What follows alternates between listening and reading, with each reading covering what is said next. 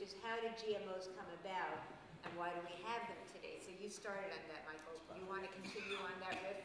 Yeah, just briefly, I'm sure Michael is more familiar with the details than I am, but the approval process, you know, public servants that work for the USDA, EPA, and FDA, they don't make a lot of money. They don't make a lot of money at all, but they're highly educated. You know, their qualifications to get those positions require a great deal of education, which is, as we all know, exceedingly costly these days.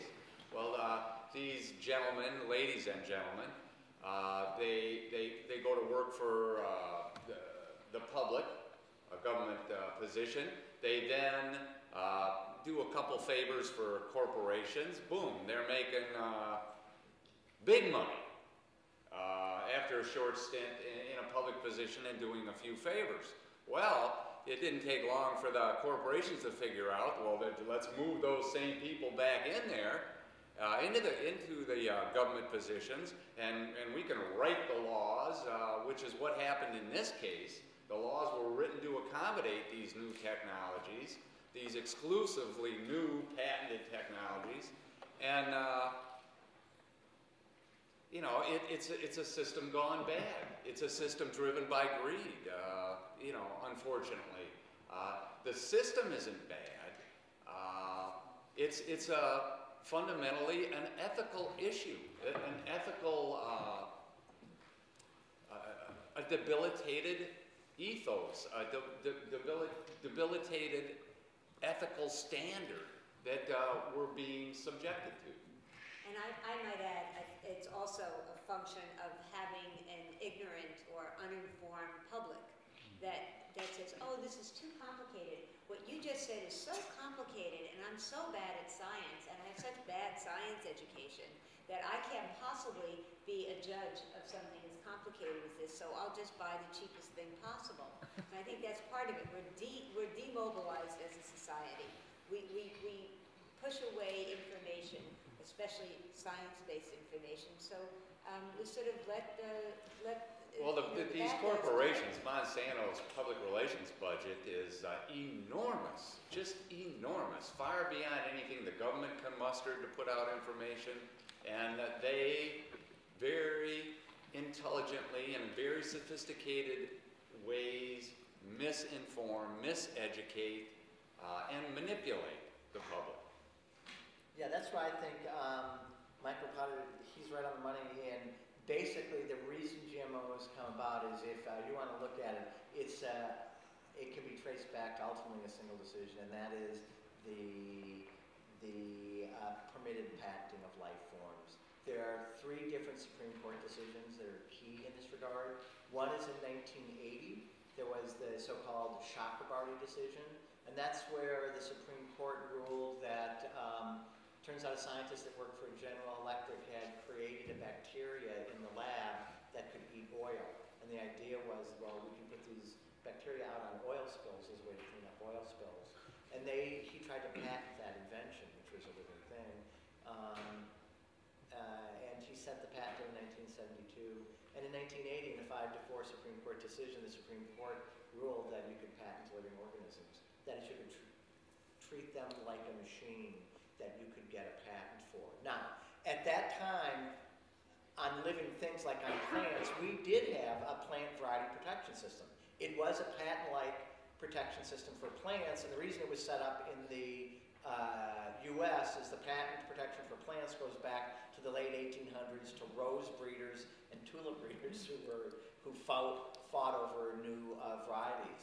But for the plant patents we had in the U.S. and for our law, there was 2 important parts to that law: the farmer exemption and the researcher exemption. So even though a company could get a patent on a plant, a farmer, they could do whatever they want with that seed. They could save the seed. They could raise the next generation. Hell, they could even put it in a bag and sell it if they want. Farmers could do whatever they wanted with the seeds, and also researchers could take any seed they wanted and did it. Well, if you're a large biotech corporation, you don't want to buy a seed company like that, because if you're a farmer and you resave your own seeds, you only need to buy new seeds once every 10 years. That's not a good business model. What is a good business model is if you can force the farmer to come back and buy from you every year your seeds. So that's why you have hybrids, and that's what with genetic engineering, you don't see the Monsanto starting to buy up the seed companies until 1980. The Supreme Court decision said you can allow patenting of bacteria. It was only the bacteria. 1985, that decision, ex parte hybrid, that's now extended to higher organisms, plants. And then there was the Harvard oncomouse, infamous oncomouse patent in 1987, where they patented, this was a mouse that was genetically engineered to be more susceptible to cancer, so you could use it in research.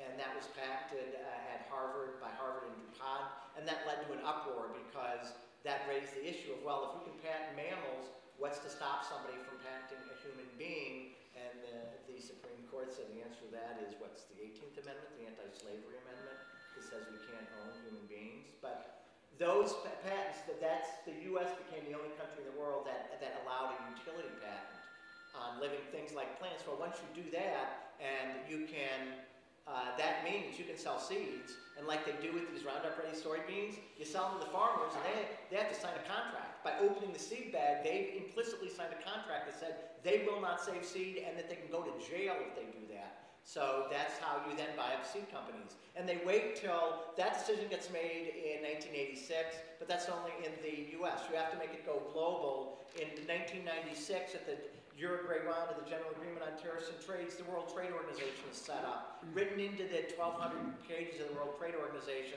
was the most important thing that the industry wanted is Bush and his folks and Reagan, they let the biotech, medical, and other industry write the TRIPS provision, trade-related intellectual property rights. And it was the drug companies and the biotech companies. And as part of that, that said you want to be part of the WTO, you have to allow patenting on life forms. So that this patenting that we have in the U.S. was now global. So at that point, that happens in 96. Monsanto, the following year, spends $8 billion U.S. buying up seed companies until they're the second largest seed company in the world.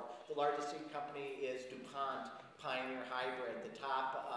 And so all these mom and pop seed companies are all being bought up by the Monsantos and others, because then what Monsanto does is the only seeds that they're allowing farmers to buy, you want the best genetics for your area, you go buy an engineered one. You cannot get those genetics, and farmers are complaining about this now. That's why finally the Justice Department is doing an investigation into whether Monsanto has a monopoly in the seed industry. Because you think Bill Gates and the way Microsoft does their business, the way Monsanto works in the seed industry is they literally, if you sell seeds and have Monsanto trace them and you're a small seed company, you cannot sell anybody else's seeds. And if you go out of business, you can't sell your business to anybody else because those seeds still belong to Monsanto, and you either have to destroy them all, which means you have no money, or you have to sell them to Monsanto, and that's how they have been buying up a lot of these seed companies. So there's a lot of, it's all this concentration, and it's only because when you can patent genes and we can patent life forms, then you can get monopoly profits out of them. Because if you can't patent that stuff and farmers can save seed, then they only buy occasionally from the market. And that's why you had huge numbers of these small mom and pop seed companies.